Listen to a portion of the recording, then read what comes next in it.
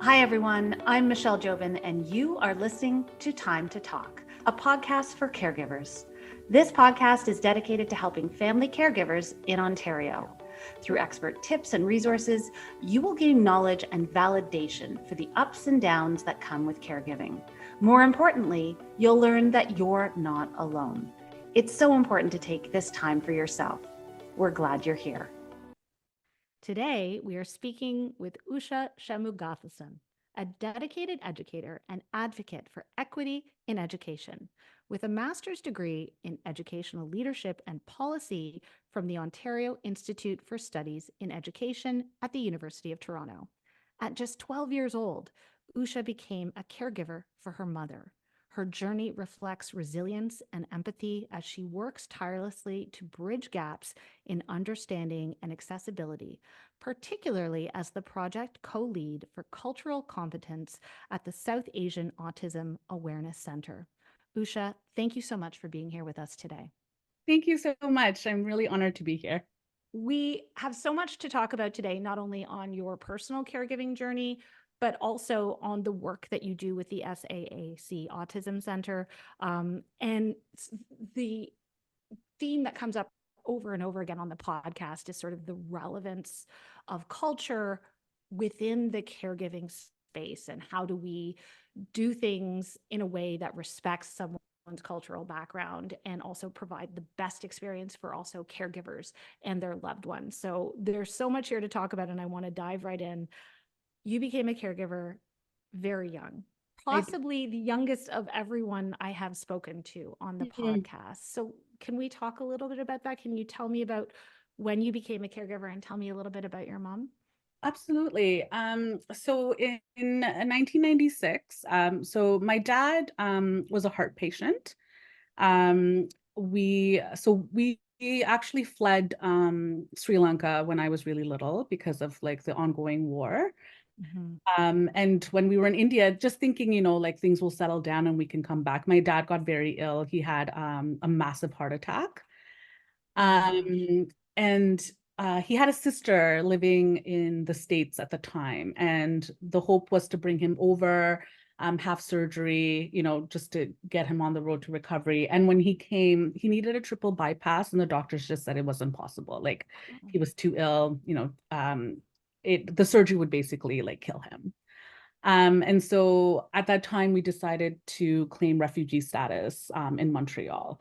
And so I kind of grew up watching my mom be a caregiver, to my dad while they were sort of navigating, this was Montreal in the 80s, French speaking, and we're, Tamil speaking family, like they've left home for the very first time.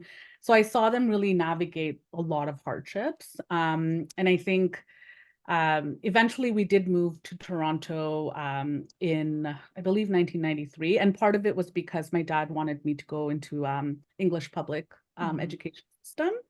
Because at the time in Montreal, I was actually in French Catholic. You had to pay to attend English public school. And he just thought the job opportunities would be better in Toronto as well. And I think just the stress of all of that really impacted him and his health. And he passed away March 23rd, 1996. Thank you. And, it was very recent. It was actually just a couple of days ago, his 28th anniversary. And in sort of taking care of my father, my mom had become ill as well, just, mentally and like physically. And she had gone into, at the time, you don't think of it as such, but I would say a deep depression, having lost her partner, and then being a single Tamil mom, living here without a family. She didn't have family, she didn't know anybody. And sort of became incumbent upon me to like think about the family finances, think about like grocery shopping, like think about, meal planning, like thinking about sort of like all of these things. And you were 12.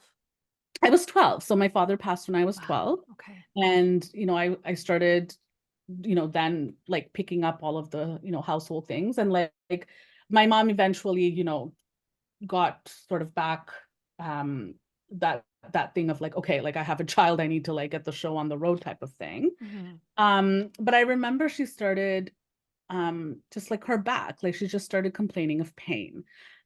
She couldn't sit for very long periods of time. She couldn't stand for very long periods of time.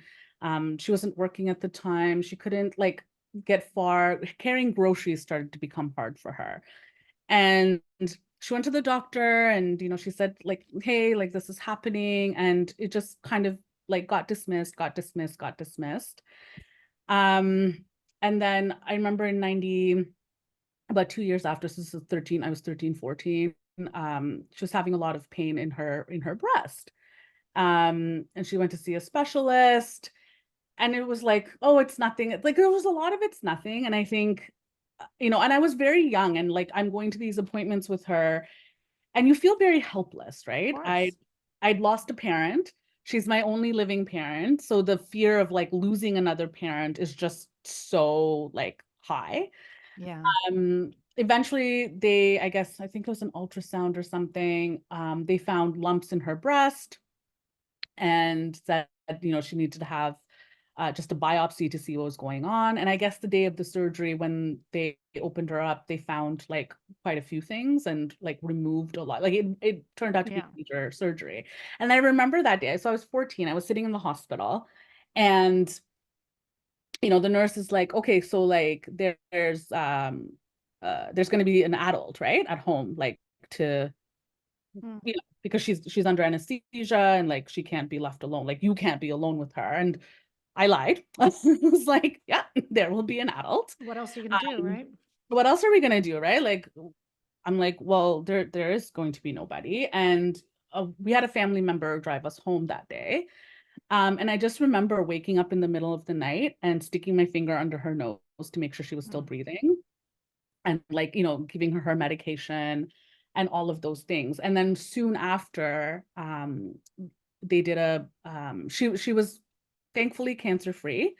But soon after they did, I think, a bone density test finally, because like the back pain didn't relent, and they found that she had lost 37% bone mass.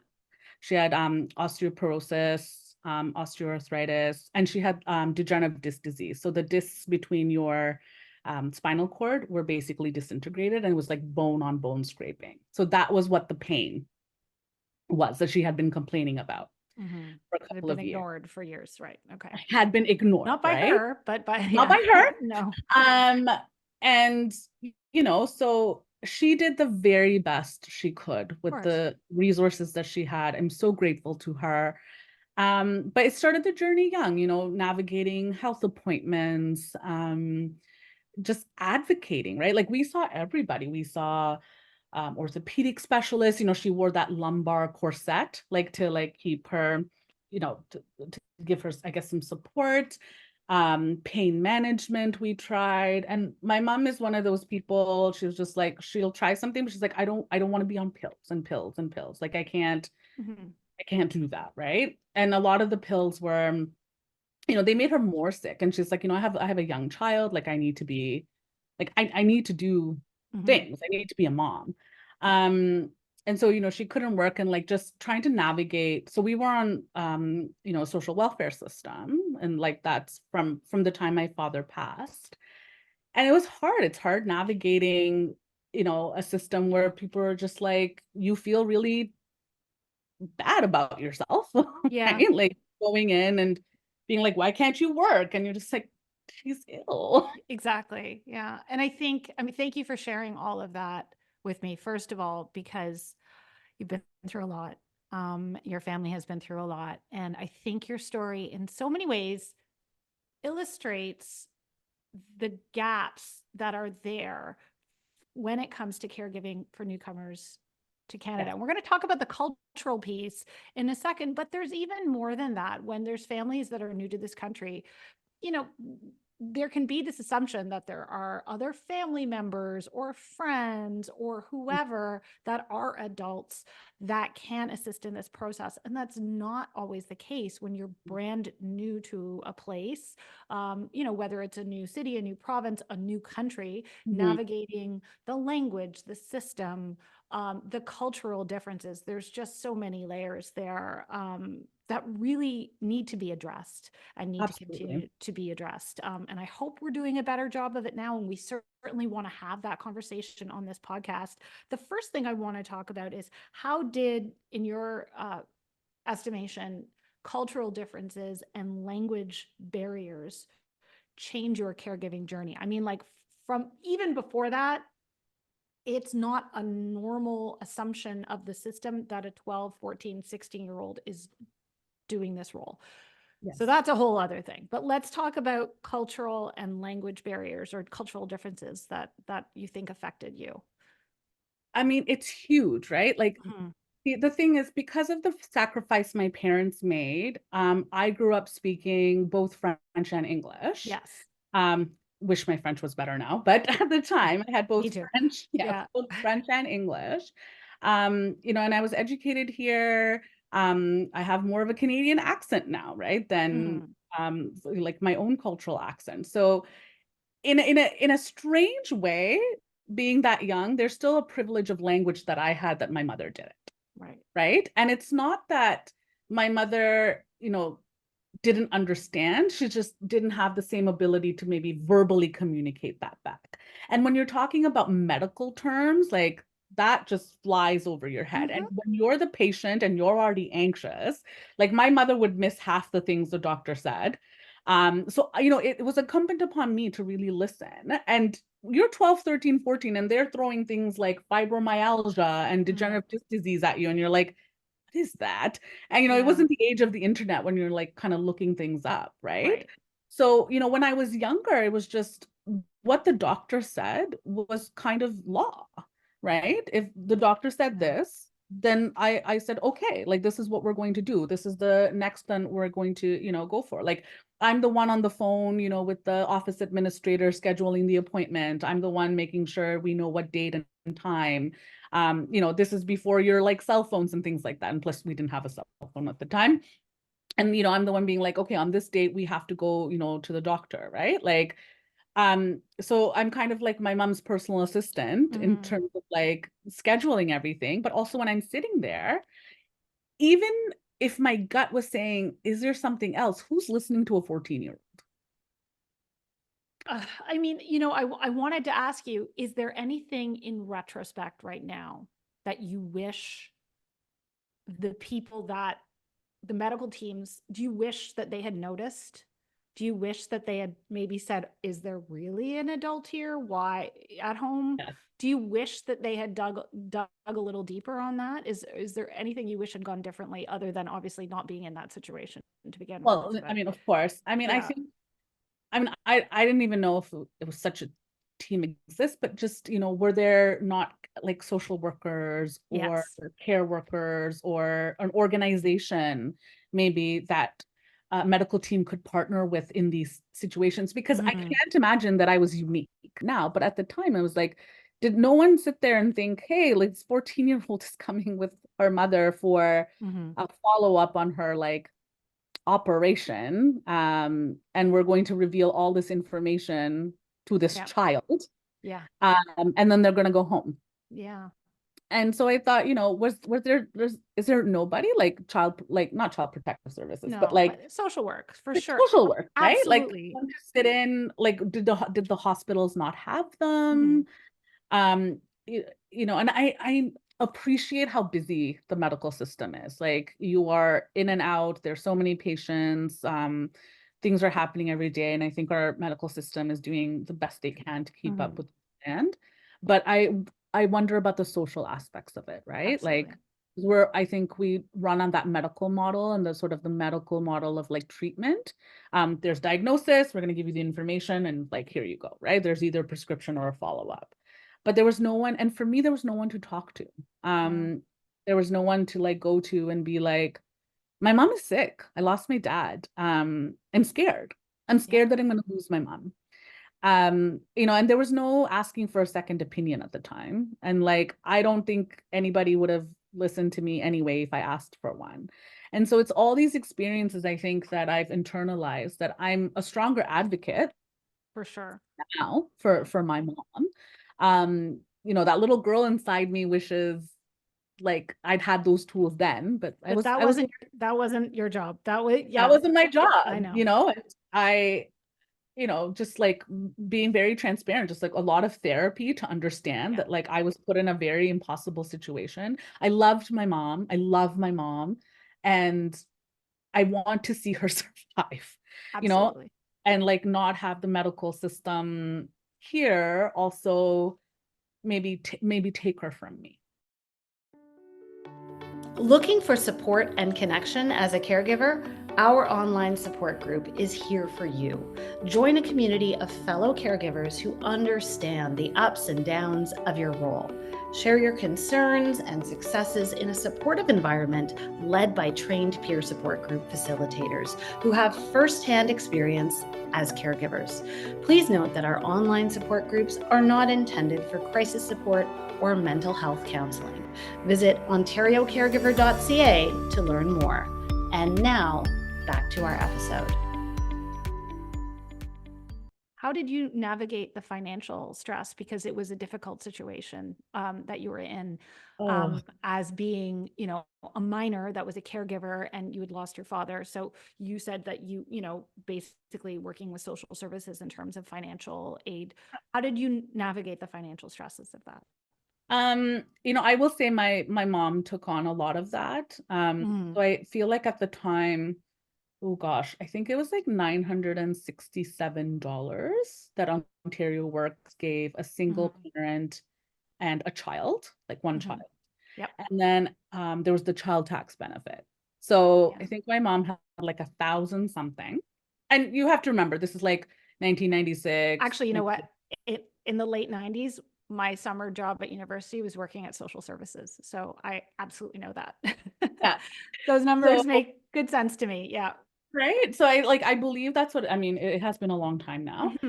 And so she would get the money, and then, like our phone bill was $14, was a landline. Yeah. I think we had like basic cable for like $20. And then, but rent, rent was 700 something dollars. And like now that's like just unheard of, but at the time, so she would pay rent and then pay those like two little bills.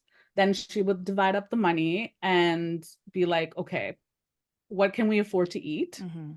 And I would be sort of responsible, like, looking through flyers and making sure like banana is cheaper here than like, here, right? Do we have Dominion? Was it Dominion before Metro? I think so. Yeah. So we had like City Farm, like we had 4 different grocery stores where we lived. And so like we'd look at the flyers and be like, where do we like go from there? But I think I was also that kid, like I wore hand-me-downs. I wore, bought my like clothes as cheap as I could, had the same things, didn't have like anything fancy. And like I learned to appreciate that like these were our circumstances. Didn't really go anywhere. Like we just couldn't like afford that. The library was my best friend. School was kind of my friend. Like I tried to do as much as I could to not put more financial stress on my mother, like asking for this or asking for that. And my mom, it wasn't until I was an adult that I realized that sometimes my mom would run out of like those last few days before the next like payment would come in. So she would eat bread or just something so that I could like have full meals, that I could have milk. So she basically skimped on food for herself. She didn't go to the dentist for about a decade. Wow. So that I could go to the dentist at least once a year to protect my teeth. And then as an adult, I spent thousands of dollars like fixing everything that had gone wrong because she didn't go to the dentist. Of course. Yeah. And she made a lot of sacrifices so that, we can do that. But at the same time, it was like, you're going to go to university and you're going to like, do well. And like, you're like, she always put that in, in my head. So I feel like with the finances, we're a bit of a tag team. She managed the money as best as she could. We didn't really spend much. And I try to make sure not to stress her about it by asking for this. And you did go to university and you have your Good. master's and you're very successful. And that is, I mean, it puts so much in perspective hearing all of that. I want to be careful about how I ask this next question because, Yeah. again, my hope is that we're not talking about a literal child that is a caregiver to a parent, but that we understand that might be a listener, and if that is the case, Mm. definitely would want that child to get in touch with the appropriate services as we would an adult to get help, and it's okay to ask for help for anyone. But if we're talking about a young person, for example, in another season, I talked to a young woman who was, I think, 21 when she became a caregiver to her mom who had dementia in her 50s. So it was, just becoming an adult and suddenly, so still on the younger side, or any child that is becoming a caregiver to a parent, it does have a way of turning the relationship on its head a little bit in terms of what our kind of normal expectations of being a child are. What advice would you give to someone that finds themselves in that situation? I think one of the interesting things here, and I think this is where the culture aspect also kind of kicks in, is that, at 12, 13, 14, even now, like the label caregiver is a new one for me. Like, it's just through my own understanding and moving through the system that I understand that term. But for us, it was just considered, piety, right? Like this is care what you for do. your parents. Yeah. It's what we do, right? Like, and I think that really resonates for a lot of people just from very similar cultural backgrounds. But if you are a very young person and you are in that situation, I would honestly talk to a safe adult. If there's a teacher that you trust, if you go to a community center, just have someone in your corner. Because I think I think also embarrassed. It just not by my mother or that I was caring for her, but the financial aspect of it. It's a difficult situation for a kid, Right? Like I was navigating high school and and I just didn't want anyone to know. I think I told people that like our family sent us money and like that's how we like were like living. Like if anybody ever sort of edged on that question. And because my mom's disability was an invisible one, with chronic pain and sort of like a physical limitation that you can't see, it was hard. Like when people looked at her and they would think she's fine, but like there she is doubled over in pain, right? But if you're a young person, find a safe adult to talk to, like even just to have somebody that you can unburden yourself to. And also just being able to like connect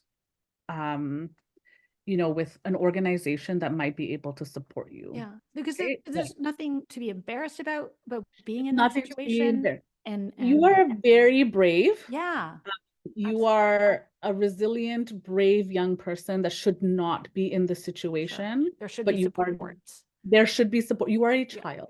Yeah. And I wish that you could stay a child and remain a child and have a childhood more than anything. But also, um, ask for help. Don't keep it a secret. It's not, you are a child. It is not embarrassing. You are a young person. You deserve to have a life and be happy while you are also caring for this. Hold on to the things that you love um, and and ask for that help because like do not suffer alone, like at all. Well, Usha, you've clearly gained a lot of experience and empathy, and you have done incredible things in your career, and you've channeled a lot of that into what you do in your professional life. So also on the topic of culture and caregiving as well, can you tell us a little bit more about SAAC and what you do with that organization? So the South Asian Autism Awareness Center, when I first started with them, I was a volunteer. They used to be, when I started with them, they used to occupy some space in the basement of a temple. So before they became, have their own offices and all the amazing things that they do. And so, I was kind of, I worked with the kids there, just like on and off. And then I was doing, my master's between 2017 to 2021. And as I was like finishing up, Dr. Shivajan Sivapalan, so he works with SAAAC as well. He's also a family physician and an old friend of mine. So he was like, listen, we're really thinking about, because they get so many questions and they get so many requests for services around how do we make sort of that autism journey, the diagnostic journey, the journey for caregivers of children and youth on the autism spectrum, how do we make that um, an easier one for families? And sort of, and kind of culture and cultural elements kept coming up in like informal conversations. And I think through a partnership with the Children's Treatment Network, they wanted to sort of develop a toolkit per se, something that the diagnostic hubs could have that would identify some key themes. And for us, it was the South Asian communities, Black communities, and Mandarin, Cantonese, and Tagalog speaking communities. So these were sort of like the ones that kept coming up. How do we sort of interact with families? How do we ease that journey for them a little bit? And, he kind of presented the project to me and I thought, okay, yes, like, let's do this. And the work really involved, we wanted to center family voices. We wanted to really center the caregivers and what they were going through and their experiences. And so we partnered with a lot of local agencies who were already doing this work with families, and they identified sort of families who would be interested in speaking to us about this. And so through speaking with lots of different families, common themes kept coming up, right? Things about representation, things about having accessible resources, like whether accessible in terms of language, in terms of like a multimodal, ways of communication. The idea of cultural brokers or cultural liaisons kept coming up, right? Like, could there not be somebody, so not at the end of this, but from the beginning, right? Who could maybe be there at like the appointments and like sort of break down what's happening to us, right? Because they talked a lot about acronyms and jargon, and a lot of these families talked about, we'd be told things and then we'd have to go and like look things up on our own and figure out like what they were talking about, right? Like do their own research. And so we were hearing all of these, and it was very, very similar themes amongst like diverse communities, but very similar things kept coming up, right? And especially for our Black communities, this idea of representation, somebody who understood their culture, really kept coming up. And so we really took a deep dive into sort of like what are cultural, like, I guess, cultural barriers that are sort of impacting this journey, like for our families, and how do we get our sort of diagnostic teams, our healthcare teams to understand this better, right?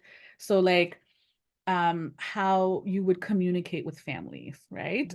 Maybe understanding things about, if you're thinking eye contact is sort of something that you look at in terms of autism, eye contact could also be something cultural, right? That you don't necessarily make eye contact maybe with the person in authority. In that way, right? When you're speaking to families, are you also including the extended family? Because we know that grandparents, aunts and uncles, siblings, while young, also have a lot of information about, this person that you're looking at, trying to make this sort of diagnosis, right? So it's a two-way street in like trying to get healthcare teams to understand when you have families who are coming from these backgrounds, and not as a monolith, because we know families within cultures are very diverse and very different, but in terms of overall themes that we're hearing from various families, these are things that are important to them. So be aware of that, right? Maybe if a child who like the birthday party question for as part of the diagnostic, maybe they're not familiar with that. Sure. Some people don't Right? even do birthday parties, right? It's Correct. So if there's something else, so maybe that's not it's not a signifier for the diagnosis. We need to approach it differently. Maybe the kids eat with their hands, because I mean we grew up eating with our hands. Right. right? Culturally. So like, how do both sets of these both constituents, how do they understand each other? Because I think we go into the healthcare system, and especially I think like a lot of East Asian cultures, South Asian cultures go into healthcare systems and we trust the authority. Yeah. Doctor knows best. The health team knows best. Teacher knows best, right? Like you're the authority, what you say goes. And almost becomes we know less about our own bodies, our own autonomy, our own children than the medical team does, right? And I think it's trying to flip that narrative. We both have something to Do contribute to you, the conversation. yeah, and do you feel that, and I mean, I know that that's been a huge piece of what you do as the project lead at the SAAC, S3As. Yeah. But do you feel like that initiative that you're taking with this organization, do you feel that, educating the healthcare teams and providing liaisons, do you feel that that's creating more mutual respect between families and caregivers and the healthcare teams? I think that's the goal. Like clearly there was a need. It was so pressing, right? We know that projects need funding. We know there needs to be sort of an interest, but I think we're sort of in this era where people are realizing that we want to have successful meetings and partnerships with the families that we're caring for. I think healthcare teams are realizing um, we're in this to help people. How can we do it better?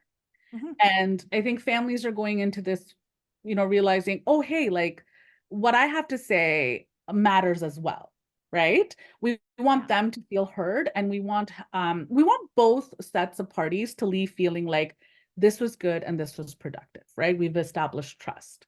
And I think that's where we sort of come in. And we've done a lot of like webinars and presentations, and different organizations are asking for our toolkits to be sort of disseminated into webinars and things like that. And I think that shows that people are invested, like on the health aspect, the health team side. They're like, we want to know more so we can do our jobs better. If you support someone in need and feel anxious or overwhelmed with your caregiving responsibilities, you're not alone. The Ontario Caregiver Organization, or OCO, exists to support Ontario's 4 million caregivers, ordinary people who provide physical and emotional support to a family member, partner, friend, or neighbor. We support caregivers by being their one point of access to information so they have what they need to be successful in their role. OCO draws on the variety of work that is currently being done to ease caregiver burnout and improve the caregiving experience.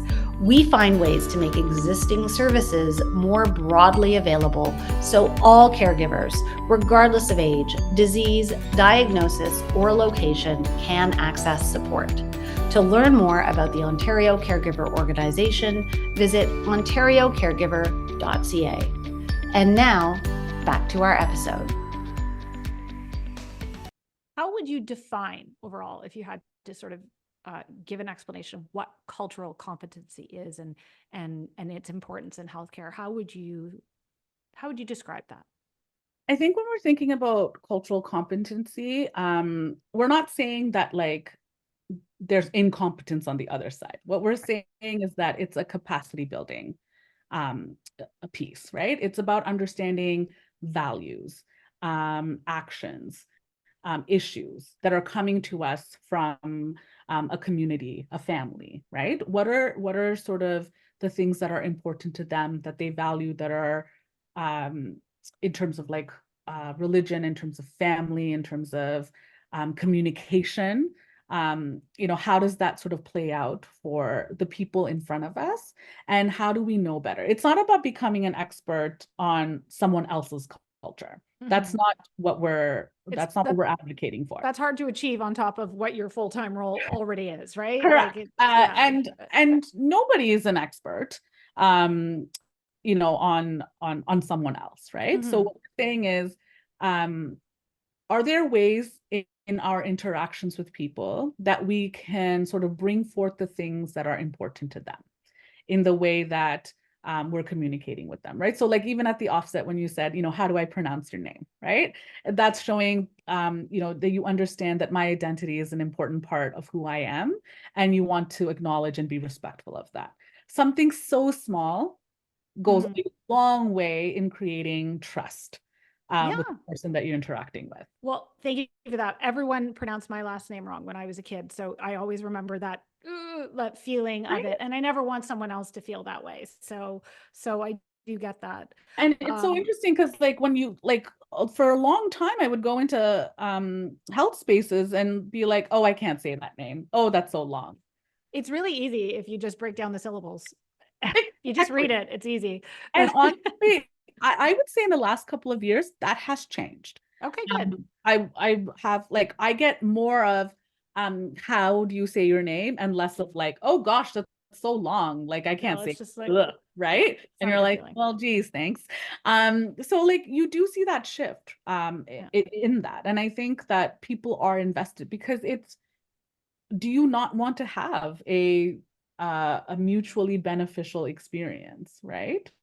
And I think when we invest in understanding what's important to someone, what their values are, why they are the way they are, it makes sort of understanding, why they might be hesitant, or why denial might be, when they get a diagnosis, why like denial might be sort of the first approach, why there might be anger, right? It's not because they don't believe you or don't trust you, but something about culturally, you're like, oh gosh, oh no, now what happens, right? Because now they're internalizing what that's going to mean for them.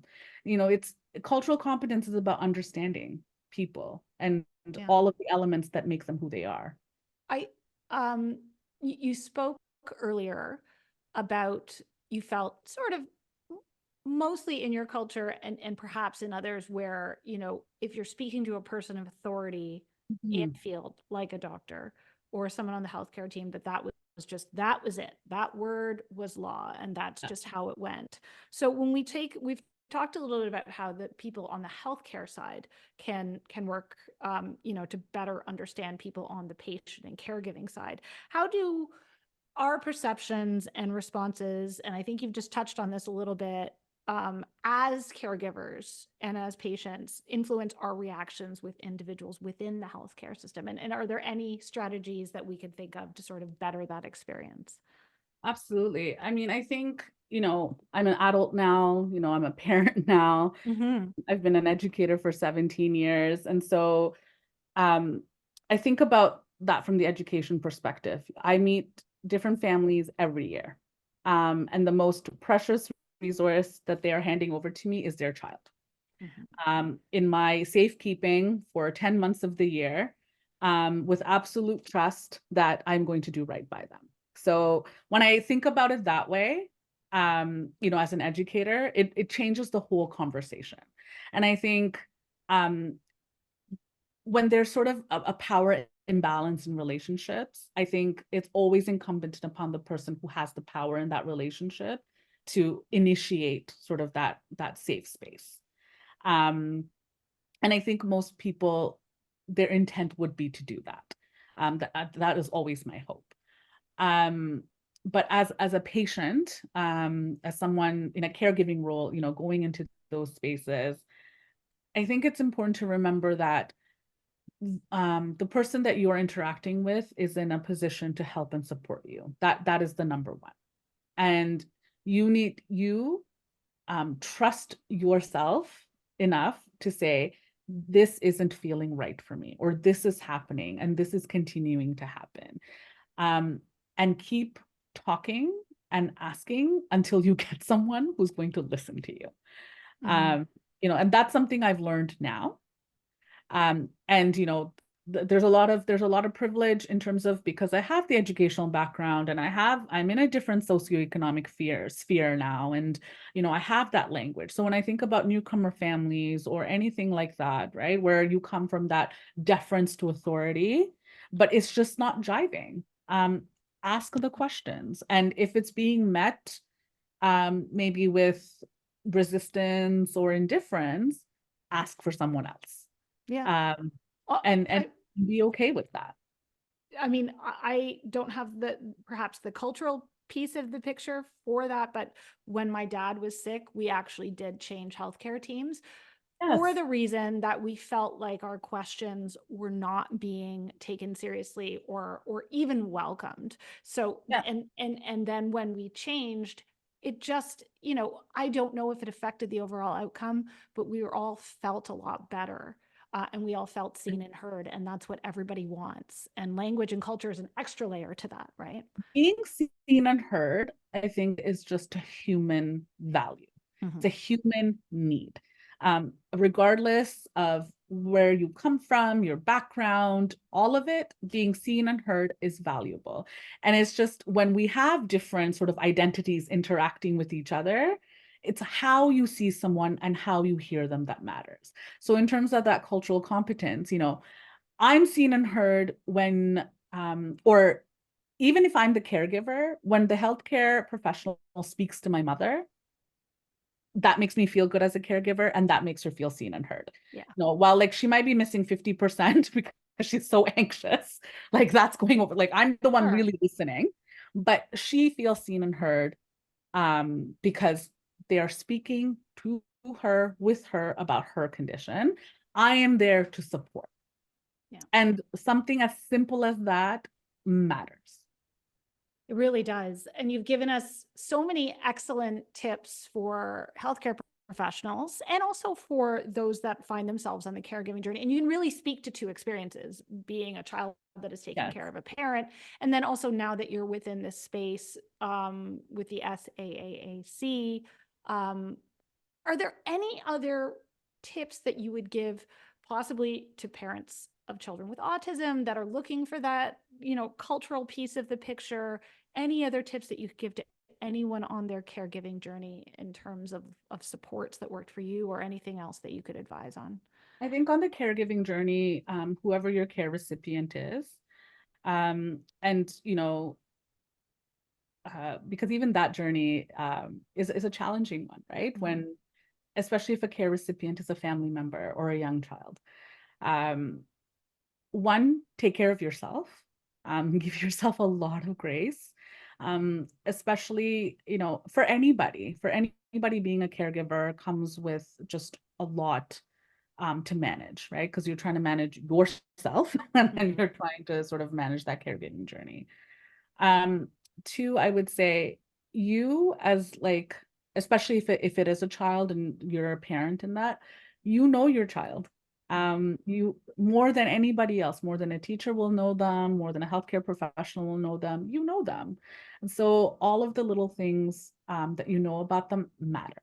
And so take that with you in any situation that you go to, and don't let anybody ever feel like um it's you, like you're the problem type of thing. Like I wish I had trusted my gut instincts more. I think they've served me really well. I know how to sort of frame that gut instinct now, but like when I was younger and I was like, this doesn't feel right, like my mom is still in so much pain, or this medication isn't working, like I wish I had been able to articulate that, and I wish somebody had listened to me as well. And I think I'd maybe just stopped articulating because nobody was going to listen to me, like because I was a child. Um, trust yourself, care for yourself. And I think what, in terms of like various cultures, I think the one thing that we do is suffer in silence. So, there's a lot of stigma, I think, when it comes to illness or disability that it produces a lot of shame and fear from that cultural aspect. So we don't even ask for help. And if anything, from that sort of patient, caregiver, recipient side, that there's a lot of work that needs to be done there, because for cultural competence to be able to bridge properly in the healthcare space, we need healthcare teams that are moving towards that cultural competence journey. But we also on this side need to think about sort of the barriers culturally that are coming up for us, and seeing how that may be impacting our need for support or for help. And so in that case, talk to people that you trust, If faith is important to you, turn to that, but also understanding that like, there are cultures who believe like it's a punishment or an omen, right? That something happened in terms of health. To really sort of rephrase that and understand that like that's not why something is happening, and don't let that stop you from receiving sort of the support or the help that you need. So I think there's a lot, maybe culturally also, that we're unlearning and relearning. And especially when I think about mental health, right? Like I've been on a mental health journey for, oh gosh, like a decade now. And that's not something that in South Asian cultures you speak about or talk about openly. And it's, very directly tied to my experiences as a young person and all of sort of the stressors and things, because I didn't have any coping strategies. I just went, did. And now I'm trying to learn to have, or to have strategies for my anxiety, for my depression, and like for all these things. So like you have to take care of you, and you have to, there is no shame in asking for help. It is a very brave thing to do. So if you're feeling alone or scared or any of those things, just talk to someone. There are more people in your shoes than you realize. And I think the more you talk about it, which is why I'm so verbal about these things and I'm happy to share about these experiences, because I hope someone who's sitting there, it resonates and be like, oh, wait, okay, that's me. And I'm doing something, and I'm also important. And what's happened to me or what's happening to me is not my fault. It's not a punishment. I'm doing the best I can, but I also need help and support. You're not alone. Please never think that. That is all very good advice. And just before we do finish today, although I could talk to you for another few hours, I'm sure, if any of our listeners are interested in what you do at the SAAC, is there a way to get in touch? Absolutely. So even if you just Google the South Asian Autism Awareness Center, you'll find our website, you'll find the toolkits on the website, you'll find contact information. The SAAC reaches out and does a lot of sort of workshops and webinars and all of these things. There's an amazing group of people that work there, who are always happy to sort of answer your questions. And so, yeah, we're just like one Google away to a plethora of resources. Yeah.